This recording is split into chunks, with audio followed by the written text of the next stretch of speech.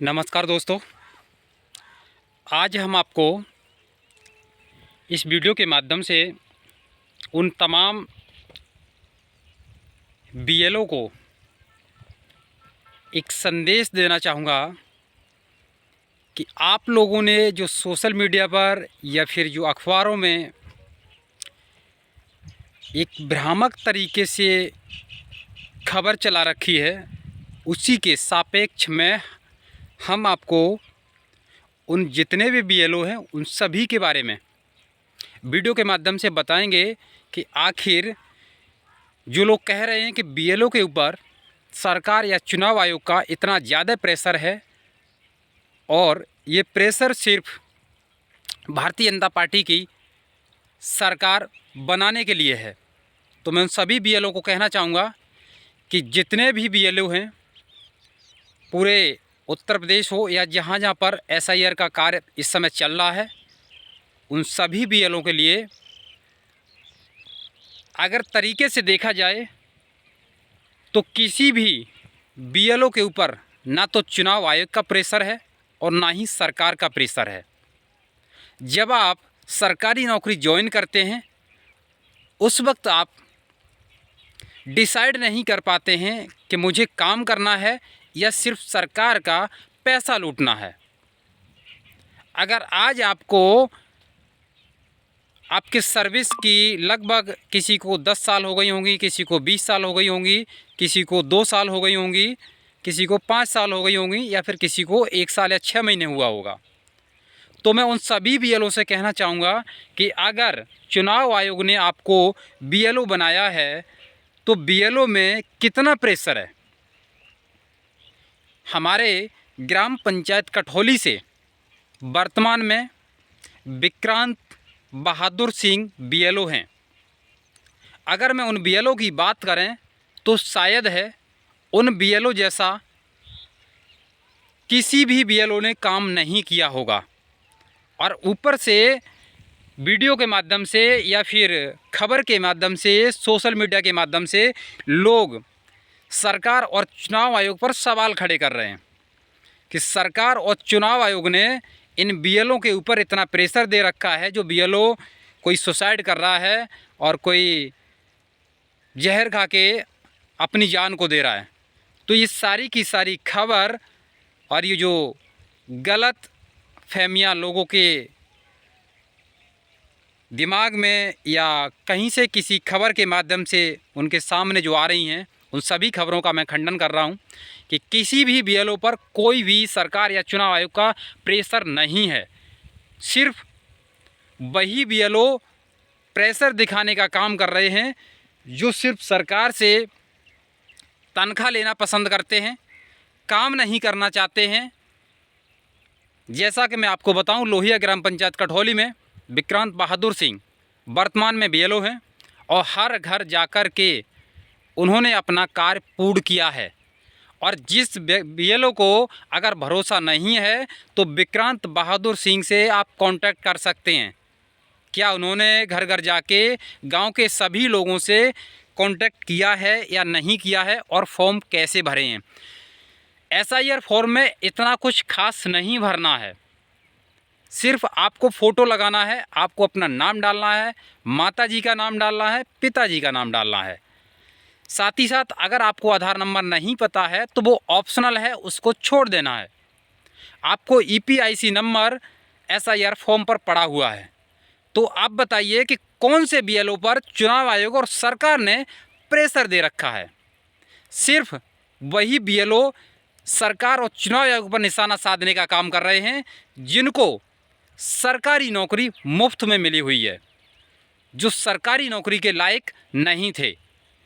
ऐसे बीएलओ को सरकार और चुनाव आयोग तत्काल प्रभाव से इनको नौकरी से बर्खास्त करे, क्योंकि एक जरा से काम के लिए आप अफवाह फैला रहे हैं कि बीएलओ के ऊपर चुनाव आयोग और सरकार का इतना सख्त से सख्त प्रेशर है।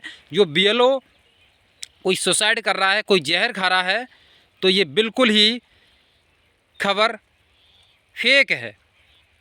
क्योंकि हमारे यहाँ जो वर्तमान में मौजूद बीएलओ हैं, मैं उनका भी हो सकता है आज या कल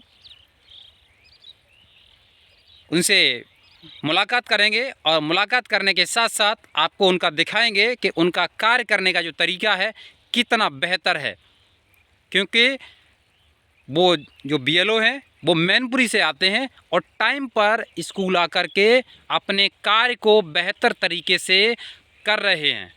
और आज उनका देखा जाए तो लगभग 95% कार्य उनका पूरा हो चुका है, जबकि लास्ट डेट 4 दिसंबर थी, जिसको चुनाव आयोग ने बढ़ा करके 11 दिसंबर किया हुआ है।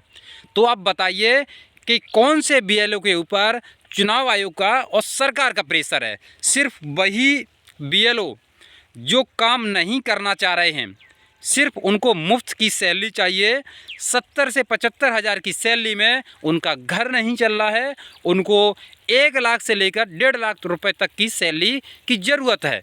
तो आप बताइए, क्या ऐसे बीएलओ को अगर सरकार या चुनाव आयोग ज़रा सा काम दे दे तो उनको लगता है कि हमारे ऊपर सरकार ने एक बहुत बड़ी जिम्मेदारी सौंप दी है।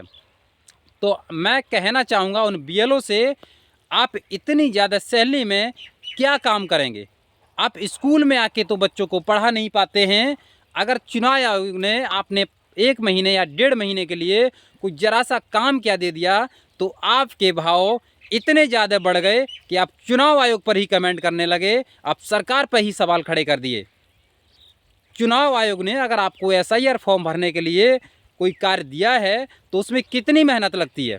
अगर आपको लगता है कि चुनाव आयोग ने आपके साथ नाइंसाफ़ी की है तो आप नौकरी को छोड़िए और वही कार्य जो व्यक्ति बेरोजगार घूम रहे हैं वो आपको करके दिखाएंगे कि कैसे एसआईआर होता है, और उसमें प्रेशर भी आपको दिखाएंगे कि प्रेशर कितना है। मैंने उस फॉर्म को अच्छे से देखा है।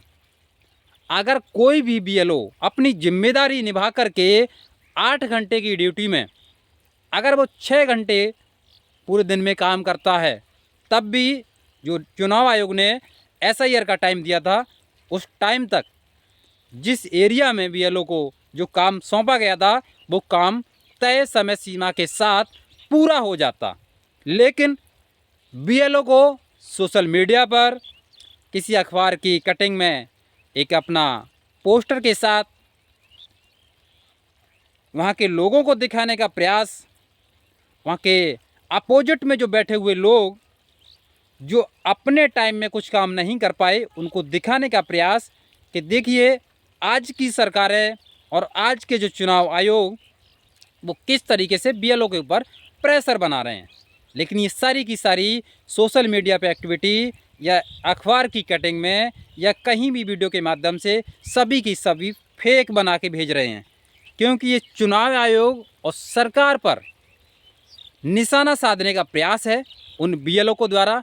अगर आपको सरकार नौकरी देती है तो इसका मतलब ये नहीं है कि सरकारी काम किसी और व्यक्ति से कराए जाए।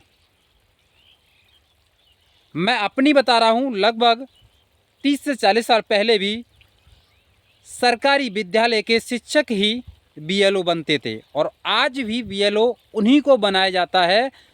एक लिस्ट के अकॉर्डिंग चुनाव आयोग उनमें चयन करते हैं कि कौन बीएलओ के पात्र है।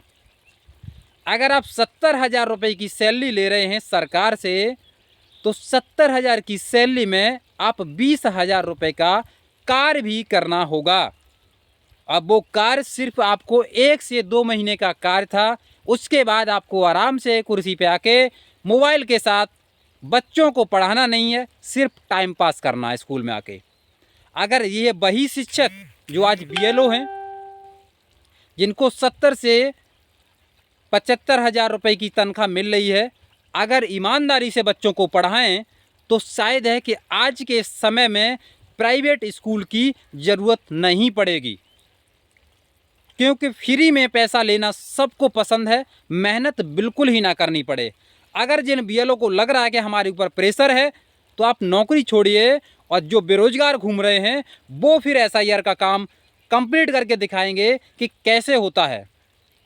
आपको आज 70 से 75,000 तनख्वाह सरकार दे रही है, यही अगर 20-20 हज़ार रुपये 2 बंदे रख लिए जाएं तो कितने होते हैं 40,000 रुपये, ठीक है।